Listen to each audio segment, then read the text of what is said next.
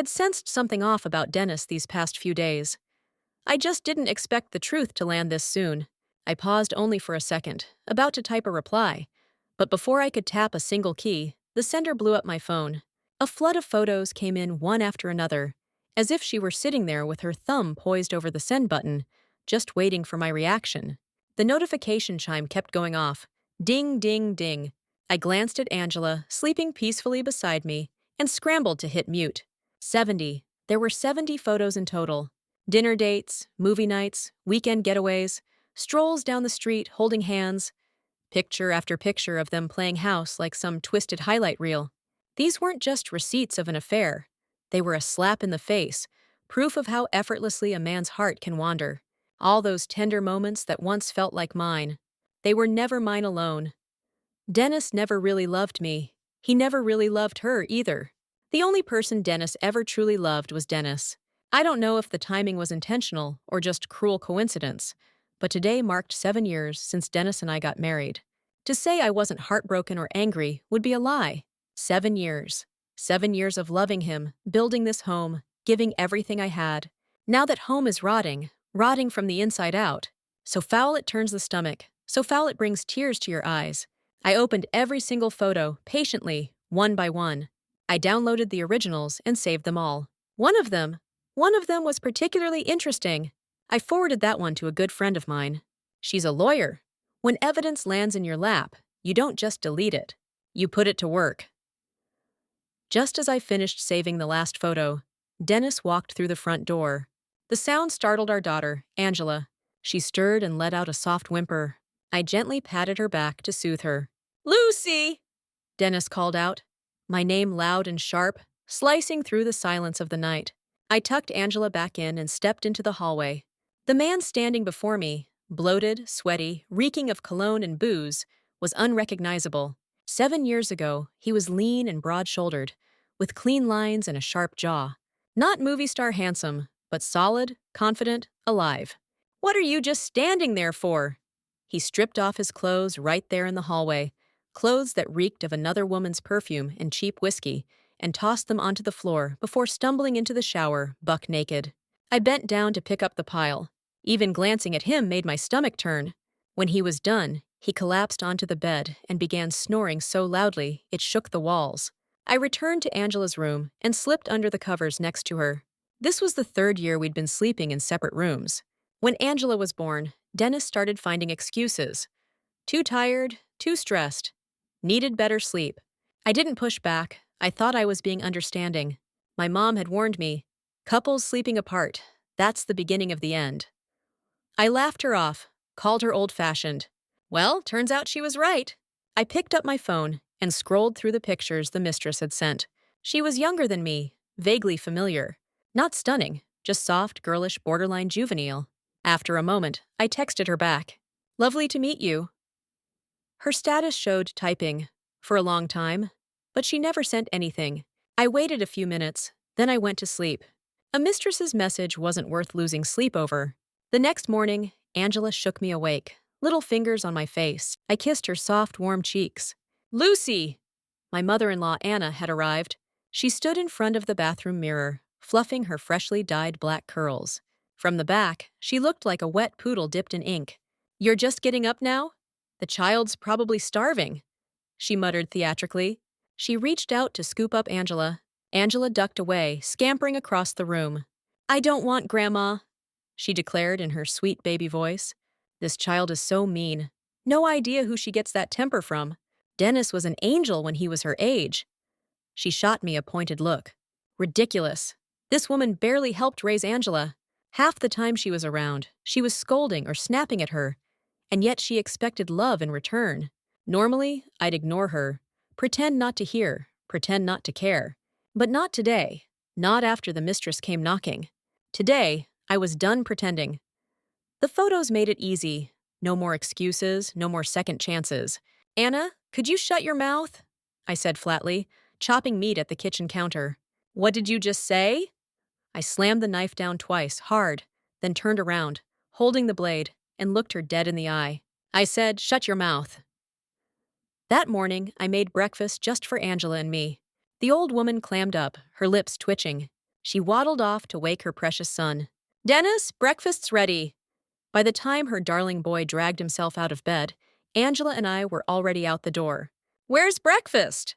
Dennis bellowed at the gleaming empty pan. I shut the front door behind me without a word. "Mommy, Daddy didn't get any breakfast." Mommy makes breakfast for Angela. Daddy's mommy can make breakfast for Daddy. Mommy doesn't have to do that anymore. Angela blinked at me, then nodded like she understood. After dropping Angela off at school, I came home to find Dennis and Anna sitting in the living room, both looking like they were about to explode. Anna had powdered her face a ghostly white and painted her lips a garish red. She looked like an aging geisha still clinging to a gig that should have ended a decade ago. My father-in-law must have been one hell of a lucky man. Dennis sat slouched deep into the couch, arms crossed tight over his chest, like he thought he was making some kind of power move. The fat spilling out from under his folded arms made him look more like a collapsing beanbag than a man. Did he seriously not feel hot with all that insulation? "Lucy, how could you make breakfast just for yourself?"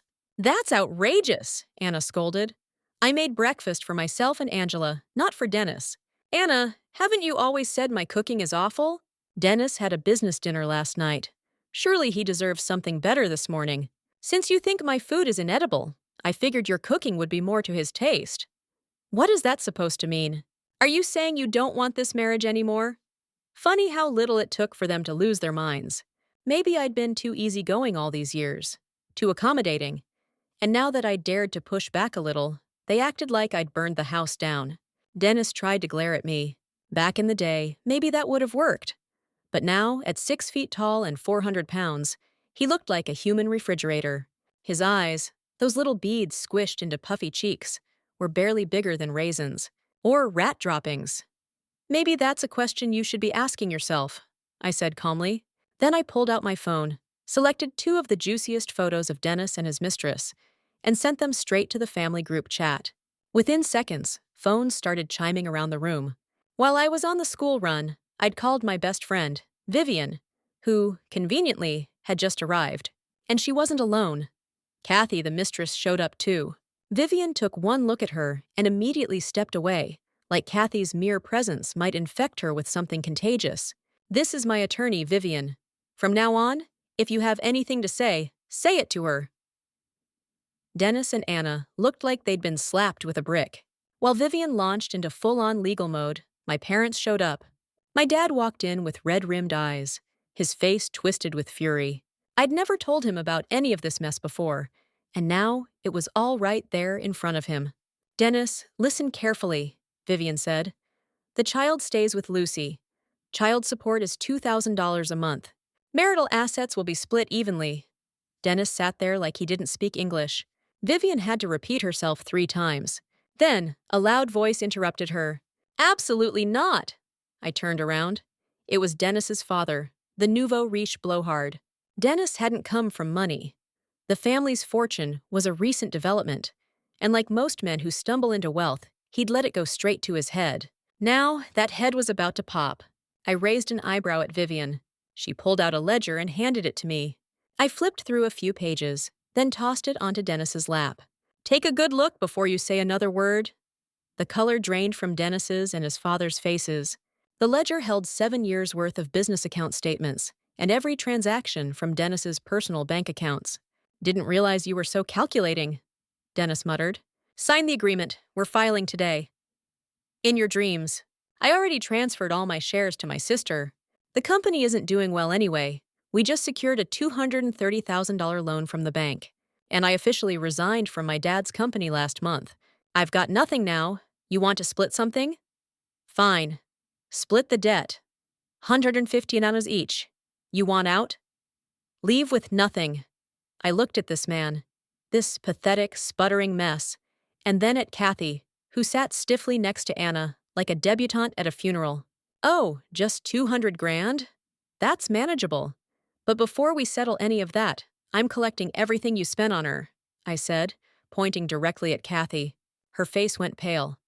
"March 2022, house purchase, $123. April 2022, new car, $15. Designer bags, clothes, shoes, another $30,000. Legally, I'm entitled to recover at least half. That's $137,500. After your $115,000 debt share, you still owe me $2,500. Kathy instinctively clutched her stomach. Pregnant. Of course she was. Dennis, baby, I think something's wrong, she whimpered, her voice trembling as she leaned toward him. Dennis looked like he wanted to shake her off and scream some more, but I cut him off. If you don't get moving, your little bundle of joy might not make it. He snapped his head around, shot me a murderous glare, and rushed out the door with Kathy in his arms. Baby, Anna murmured, watching Dennis and Kathy disappear down the driveway. Her husband Lucas stood behind her. Their eyes met, and something silently passed between them. Some kind of grim parental truce. Resolve hardened in both their faces. Lucy! Anna started, her tone suddenly syrupy. Look, there's no point in making this divorce ugly. Let's end things peacefully, okay? Dennis is still the father of your child. You're just one woman, working part-time, making what, maybe $4,000 a month? That's not enough to raise a kid. She's going to need her dad's help, right? Her red lips flapped up and down like a ventriloquist's dummy. I noticed a smear of lipstick on her front tooth. Anna, you've got lipstick on your teeth. She gave a toothy grimace and rubbed at it blindly with a napkin. Still there, I said. Front tooth. Anna flushed and scrubbed again. Lower tooth right in the middle, Vivian added dryly, handing her a tissue from her purse. Anna kept dabbing, her face a mess of frustration and fading concealer. There you go, all set, Vivian said with a professional, saccharine smile. Lucy, Anna continued, trying to recover. I'm speaking from experience here. I know what I'm talking about. Sometimes it's best to let things go and move on. Sorry, I said. I missed the part where you said something wise. I was too distracted watching your lipstick migrate across your teeth. Lucy, I helped raise that child all these years. You helped? My voice went sharp. You have some nerve saying that out loud? After I gave birth to Angela, you hired a bargain bin caretaker and took your son on a tropical vacation for a full month. Not a single call, not a single text. When you finally came back, the caretaker had been napping while Angela screamed with a rash and dirty diapers. Did you lift a finger? Nope. You just moaned about your aching back and how you couldn't see or hear properly. When my maternity leave ended, you hired some clueless daytime temp to help. You know what you did? You spent your days at the spa. Angela got a 102-degree fever, and the sitter panicked, called me in tears, and quit on the spot. After that, Angela was with my parents until preschool. I turned to my mother in disbelief. She was red-faced, fists clenched. This was a woman I had never seen like this before. Growing up, my mom had been the picture of quiet endurance. Whenever I cried to her about Dennis, she'd sigh and whisper things like, "That's marriage. We all go through it." Or worse, "He's still your child's father." That kind of resignation had pushed me further and further away. But now, here she was, standing up, spitting truth. Lucas opened his mouth to say something, but his phone rang. The volume was so loud it echoed across the room. Even I could hear Dennis's voice through the speaker. Kathy was 4 months pregnant. The baby was measuring small, so she needed bed rest. They were told it was a boy. Anna started moving toward the door. Lucas grabbed her wrist and held her in place. At least the old man had a shred of dignity left. You're not going to the hospital? I asked mockingly. Your son's broke. Someone's got to pay the bills. Lucas winced. Then he stood, grabbed his coat, and shuffled out the door with Anna in tow. Dennis had played the rich kid card for years. But the truth was, he never had any real money of his own. He was always reaching into Daddy's pocket. I'd covered more household expenses than they ever acknowledged. The money he used to spoil his mistress? No way Lucas hadn't known. Ever since I gave birth to Angela, they'd been pushing me to have another baby. Now that I saw them for who they really were, parasites in pearls, I knew that second baby was never happening. This marriage, it was already over. Lucy, get the divorce. I won't try to talk you out of it this time. Just do it! Leave him! My mother wrapped me in a tight hug, her eyes rimmed red. My father stood silent beside us, his hands clenched, his face unreadable. I called a moving company. I was done here. Lucy, I revised the divorce agreement, Vivian said, handing over the document while I was still on the phone. Also, look at this. She pulled out a photograph. It was from last year's scholarship awards ceremony, hosted by Dennis's company. Kathy was in the background, standing just behind him, her eyes glued to his profile like he was the sun. She was his scholarship student, Vivian said quietly. I stared at the photo for a second, then smiled. Let's go to the university. Dad, Mom, I turned to them. Help me pack. Everything. Angela's things, my jewelry. If it can be carried, take it with us. Are you okay? Vivian asked gently, her eyes scanning my face. I'm fine, I replied with a small smile. And this time I meant it. There was a time I wasn't. The first time I pulled a condom out of his jacket pocket, I nearly collapsed. I told myself it was just carelessness, that the spark was gone because we were an old married couple, that he still loved us, that this was normal, that people didn't live in passion every day. I kept lying to myself until the lies dried up. He had someone else. He'd had someone else for a long time. I used to lie awake for hours, replaying every sweet memory and overlaying them with flashes of betrayal. There were nights I stood outside his bedroom door with a knife, shaking, imagining what it would take to make him pay. He destroyed me. He destroyed this home. He took my warmth, my belief in love, my ability to trust. And eventually, the pain became dull. The wound closed up, not healed, just scarred over. Ugly, but no longer bleeding. What are we doing at the university? Vivian asked cautiously as we drove. I want to meet the faculty. I'm Dennis's wife, right? I should have the right to see how his scholarship students are doing. Vivian gave me a look. 1 part admiration, 2 parts worry. I promise I'm fine. I'm not going to lose it. My anger is a weapon now, not something that eats me alive. I took the stack of papers from her. There was Kathy again, frozen in time, holding a certificate, beaming with confidence and ambition. A girl in her prime.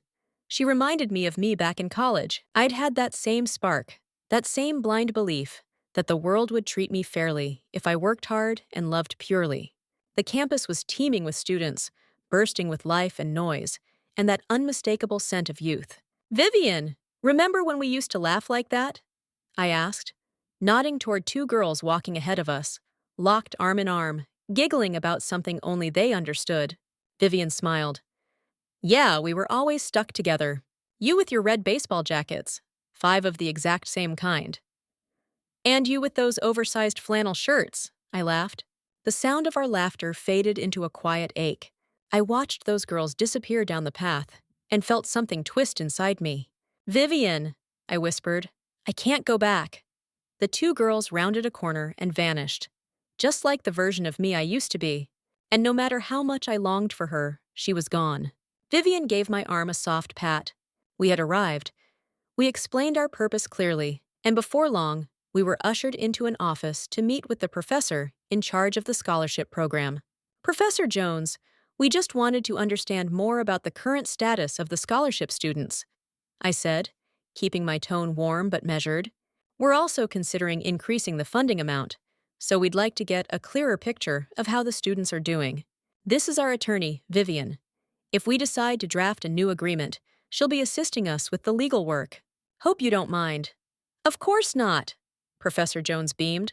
That's very thoughtful. He eagerly pulled out several thick files, stacking them on the desk, his energy bubbling over as he spoke about the students with pride. Here, take a look. Kathy, for example, is an incredibly hard-working young woman. She's one of the top students in the literature department and has even represented the university in competitions. These are her award certificates. She also works part-time in the library and gets along wonderfully with her classmates, always helping others. Very kind-hearted, a truly outstanding student. She's planning to apply for grad school, but of course, there are financial concerns. He looked at me, eyes full of hope. You could tell he was one of the good ones, an educator who actually cared, who went the extra mile to open doors for kids who'd had none. Students like Kathy, from modest backgrounds, were lucky to have someone like him in their corner. Well, I said, giving him a warm nod, how about we meet Kathy? If she's truly as impressive as you say, we'd be more than happy to consider further support.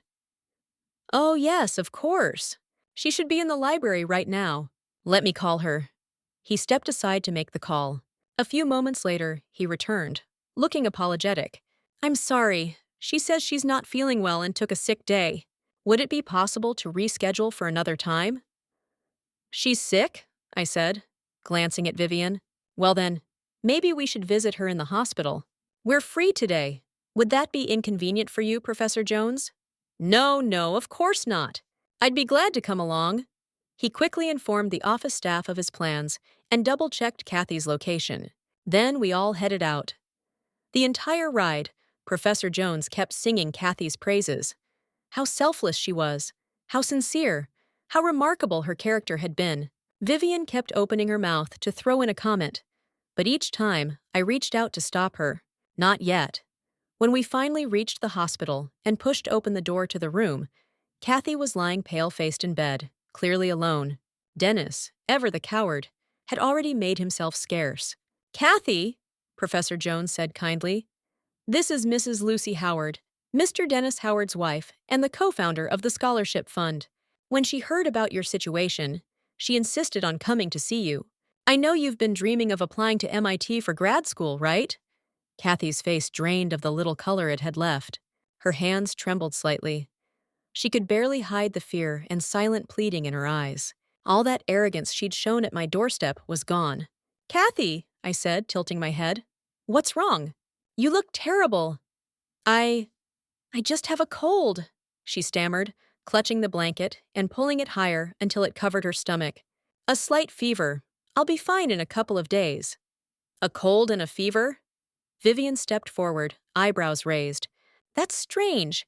This whole floor is marked OB/GYN. She poked her head out into the hallway, then turned back into the room. "Yep, maternity ward. Big signs and everything." Professor Jones followed, curious. He peeked out too, and the change in his face was immediate. Kathy bit down on her lip, hard enough to turn it white. "The hospital said the respiratory unit was full," she muttered. "So they put me here temporarily." "Really?" Vivian said loudly, with exaggerated concern. "They're putting contagious patients on the same floor as newborns and pregnant women? That seems wildly irresponsible." Her voice echoed down the corridor. The door had swung half open behind us, every word carried. The moment the other families in the hallway overheard someone with a fever and flu was housed in the maternity wing, they swarmed like a flock of alarmed birds. "Why the hell is someone with the flu in our ward? My baby was premature. What if she catches something? Are they seriously mixing sick patients with newborns?" A young nurse, sweating bullets, scrambled to keep things from spiraling out of control. This floor was the VIP wing. Every patient was someone who could make her life miserable. No, there must be a misunderstanding. The woman in room 333 is here for prenatal care. She went through all the standard screenings before being admitted. There's no infection, I swear. Prenatal care? Vivian gasped with exaggerated shock. You sure about that? She's just a student, a kid. How could she possibly be here for prenatal care? Are you making this up to shut us up? You better not be feeding us lies. She wasn't shouting, but her voice was loud enough to carry all the way down the corridor, just enough for every curious ear to latch onto the juicy bits. Professor Jones stood frozen in the doorway, like he'd just been hit by a bus. Meanwhile, I was calmly seated beside Kathy's bed, watching the color drain from her face. Fear turned to pleading, pleading turned to desperation, and desperation slowly twisted into something darker. Hatred. "Kathy," I said evenly, "what's going on here?" Professor Jones' face was now ashen, his jaw clenched. "Professor, I was raped," Kathy stammered, tears flooding down her face before the sentence was even finished. "I didn't want to tell anyone. Rape?" Professor Jones's face went crimson with fury. "That's it. I'm calling the police." He snatched up his phone, hands trembling. 911. This is Professor Jones. One of my students has just disclosed she was raped. We're at City General, room 333. Please send someone immediately. "No, Professor, please don't," Kathy cried, suddenly shrinking into herself. "I don't want anyone to know." She looked like a delicate flower caught in a storm, all wilted fragility and trembling innocence. "Kathy, we'll be discreet. But if you've been assaulted, you must report it. The law is here to protect you." Professor Jones patted her hand, then walked out to make a follow-up call. What are you all trying to do?" Kathy turned to us, her wide eyes filling with a mix of fury and dread. "Justice," I said gently, patting her hand. Why can't you just leave me alone? She whispered. We love each other. What? I blinked.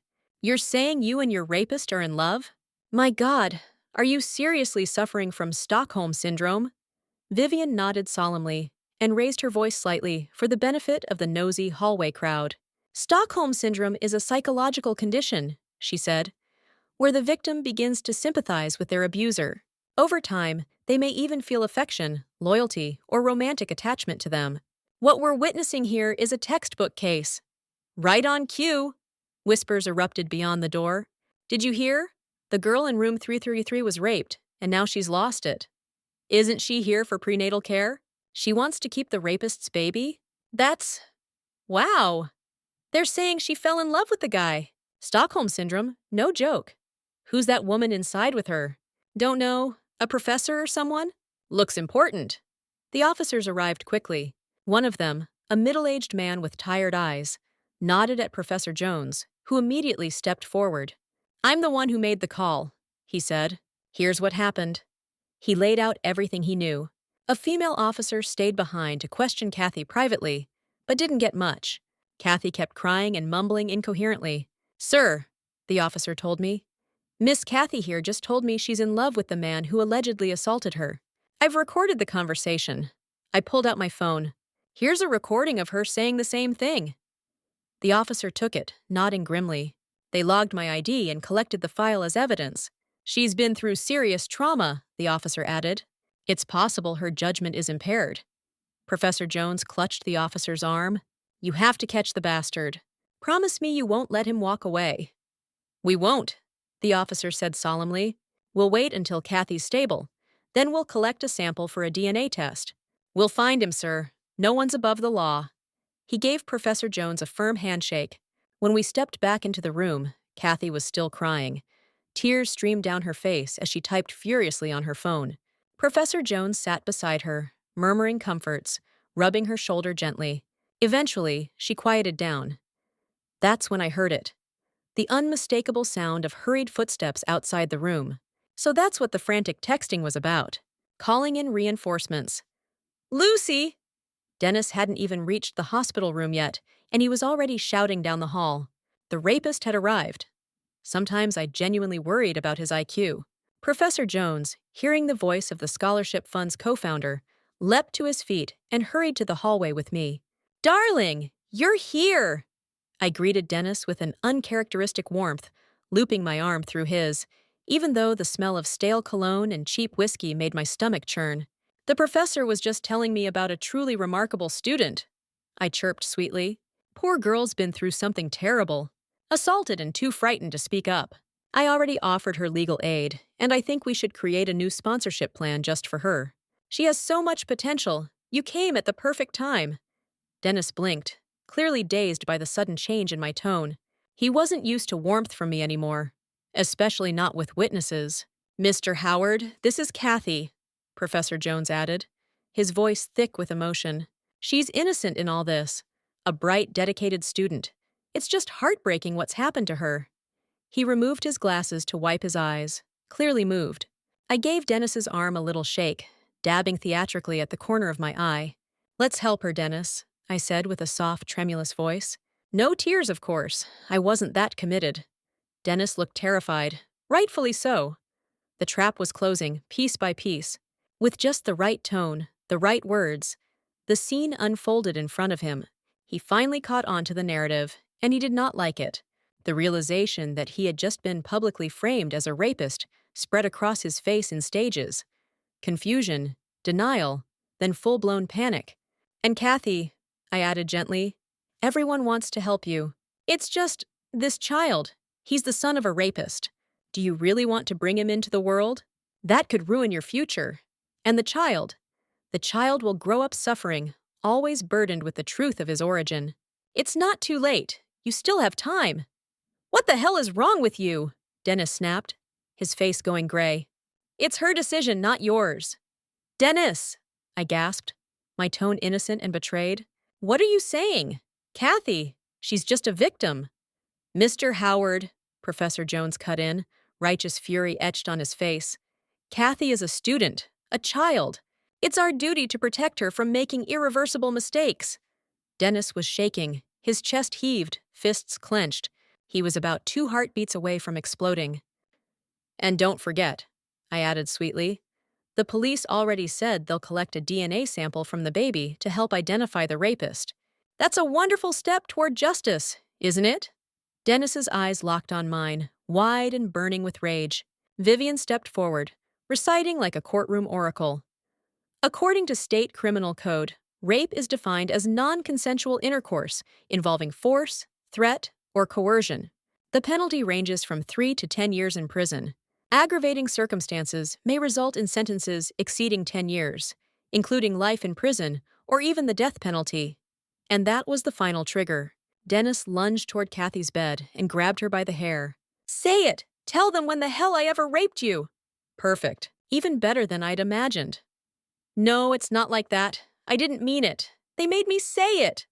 Kathy sobbed, clutching Dennis's wrist, her tears streaming. You and Kathy? I staggered back, catching myself against the wall, feigning devastation. Tears poured down my cheeks. Not real, of course, but it looked convincing enough. Even I almost slipped into believing myself. Kathy? You? Professor Jones clutched his chest, going pale as chalk. No, Dennis, tell me it's not true! I screamed, grabbing his shoulders, shaking him violently. Tell me that baby isn't yours. Tell me you're not a rapist.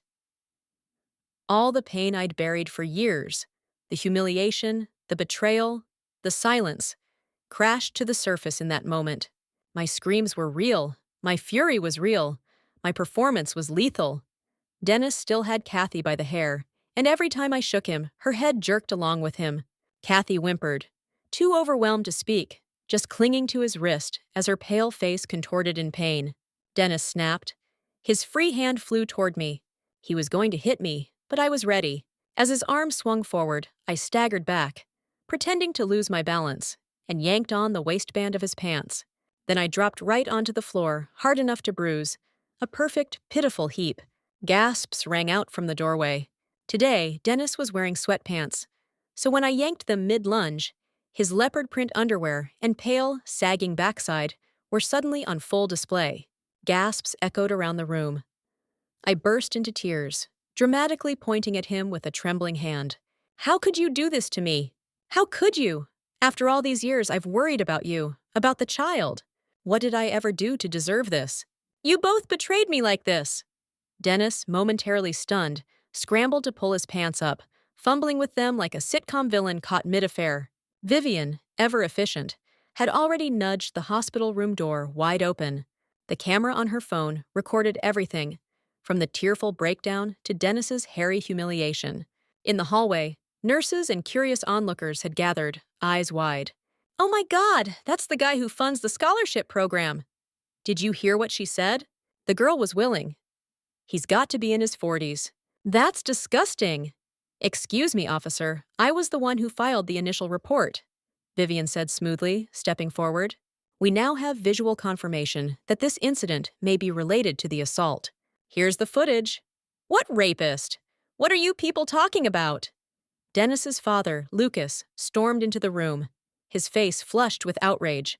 He'd come for a grandson, but was now watching his legacy unravel. There's clearly been a misunderstanding, Lucas stammered, forcing a smile. We're good people. We've donated to help underprivileged students for years. Sir, said the officer calmly, please have a seat. We'll conduct a full investigation. If your son is innocent, that will come to light. But if he isn't, he will be held accountable. Lucas blanched. This is all a family matter. This woman is just trying to blackmail us because we have money. She's slandering my son. He turned to Kathy, fists clenched, lunging toward her. 2 officers stepped in immediately, pushing him back. Sir, you're interfering with a police investigation. Please sit down. This is a private family issue. What right do you have to interfere? Lucas shouted, trying again to wave the cops away. This is your second warning, Vivian said calmly, stepping forward. Under the law, obstructing a police officer in the execution of their duties is subject to a fine and up to 10 days in custody. Shall I go on? Lucas opened his mouth again, then shut it. He slumped into the nearest chair, glaring daggers at Kathy. Since Kathy was unfit to move, the police took her statement right there in the room. I sobbed, shaking, detailing everything from the beginning: his betrayal, the abuse, the spiral. My performance was so convincing, I nearly passed out from how real it felt. Dennis clenched his jaw so tightly, I thought his molars might shatter. But with two uniformed officers in the room, he didn't dare say much. Professor Jones sat slumped in the corner, utterly deflated. The brilliant scholarship student he defended so proudly had turned out to be a mistress, a liar, and a grenade tossed straight into someone else's marriage. Eventually, under questioning, the truth unraveled. Dennis had been having an affair with Kathy, the same student he sponsored. Kathy was 4 months pregnant and had fabricated the rape story to protect her reputation and future plans. When Dennis's wife discovered the affair, he lost control and assaulted both her and Kathy in a rage. A domestic scandal, now dressed up in criminal charges. The curtain finally fell. I stood up, wiped my eyes, and tossed the divorce agreement onto Dennis's lap. "Sign it!" The cops had left. Only silence remained. His arrogance was gone, the affair was out, the violence was documented. The only thing left for him to fight over was the money. "I don't have any," he spat. "All I've got is debt." "Take another look at the agreement," I said calmly. He skimmed the document Vivian had revised, exactly as I instructed. Dennis Howard would not be responsible for child support. I, Lucy Howard, would make no claim to any assets under his name. I would also bear no responsibility for any marital debts incurred during our marriage. Dennis chuckled bitterly and shot me a triumphant look, like he'd just won a prize I didn't know I was competing for. "Don't come crawling back," he warned. "You'll regret this." I smiled. "You've said that before." He signed it with a flourish. Vivian reviewed it and nodded. We agreed to finalize everything at the courthouse at 9:30 the next morning. It was done. All the paperwork was finalized quickly. I moved back in with my parents. Angela, having been mostly raised by my mother and me from the beginning, adjusted to life without her father surprisingly well. There was a brief ripple of scandal online about Kathy, but the university swept it under the rug before it could grow legs. Moving day had its own little drama. Dennis's mother tried to take my jewelry, literally opening my safe without permission. Too bad for her, I'd already changed the combination. When she couldn't open it, she tried to carry the whole damn thing out. Unfortunately for her, the safe was heavier than it looked. It dropped on her foot, shattering the bones clean through. To make matters worse, Anna's a diabetic. Whether or not they'd be able to save the foot, well, that's up to fate now. Dennis and his dad hired a nurse for her, dropped her off at the hospital, and haven't checked in since. When I told my mom, she rolled her eyes. "Your father and I were blind," she scoffed. "Thought that woman was decent. Turns out she's just a first-rate actress, always moaning about her ailments." Well, she got what she wanted now. "It's fine, Mom," I said. "We're moving into the new house in a few days. You think they'll come looking for trouble?" That woman was so stingy she tore paper towels in half to make them last longer. "They won't come back." She glanced at me, suspicious but silent. "Whatever you choose from now on," she finally said. "Your father and I support you fully. You're never alone." "Thank you," I whispered. What they didn't know was I'd already signed with a new publishing house. I was now a full-time author. Writing novels on schedule gave me consistent income. My days were growing calmer, steadier, freer. "Sweetheart, the investigation's underway," Vivian told me one afternoon over coffee. "Should be making headlines in a few days." "Solid evidence?" I asked. "Rock solid. Trust me." I smiled. Dennis had spent years living recklessly, convinced he'd never face consequences. Their auto repair business had grown big, not just because of skill, but because of shortcuts, fraud, and backroom deals. They cut corners, sold shoddy work, laundered money with crooked officials, and buried competitors using every dirty trick in the book. Every single act was enough to send him away. How long, you think? Minimum 3 years if he's lucky. 3 years? That's it? After he stole 7 years of my life, I laughed. 7 years of my youth, and he gets off with 3 in minimum security. What about Kathy? The photo's been sent. It should blow up any day now. Kathy had once sent me a hotel photo with her and Dennis, trying to provoke me. What she hadn't noticed was the bottom of the curtain, where a pair of another man's feet in slippers was visible.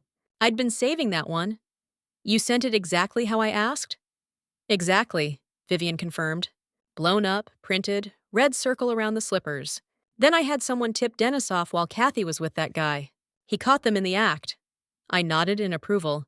And she's been expelled? Long ago?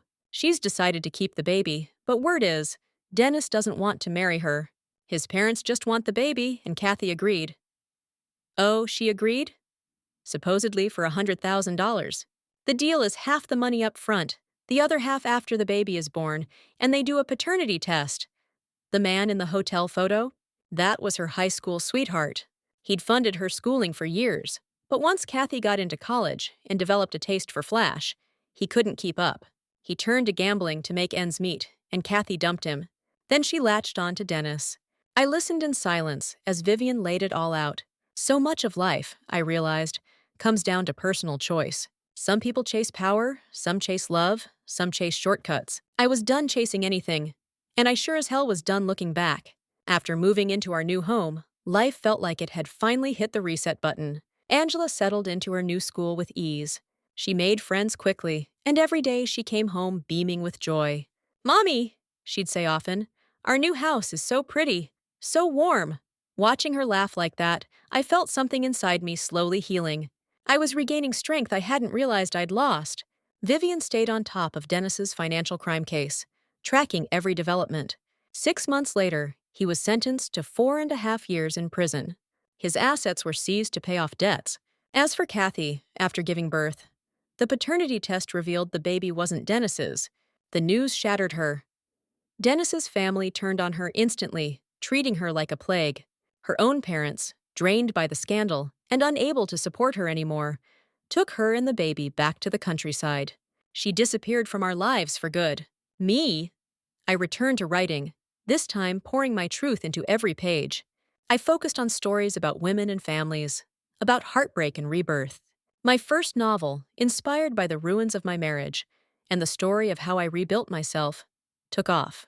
Within months, it became a bestseller. The film rights sold almost immediately. Suddenly, I was a full-time author, with a steady income and full financial independence. Vivian remained my rock. She stopped by often, reviewing contracts, catching up over tea, swapping gossip. Angela took to calling her Mommy Vivian, a nickname that melted us both. Sometimes I think, if not for Vivian, I might never have made it out of the darkness. With the royalties from my books, I bought my parents a little house outside the city, a warm cottage surrounded by flowers and fruit trees. Angela loved racing through the garden after school, barefoot and free. And sometimes, late at night, when the world is quiet and still, I think about that 2 a.m. text from a stranger. If not for that message, I might have stayed in that sinking marriage, drowning quietly for years. It feels like everything came full circle. Every wound, every betrayal, every lie, all of it pushed me into a better life. Goodbye, Dennis. Goodbye, past.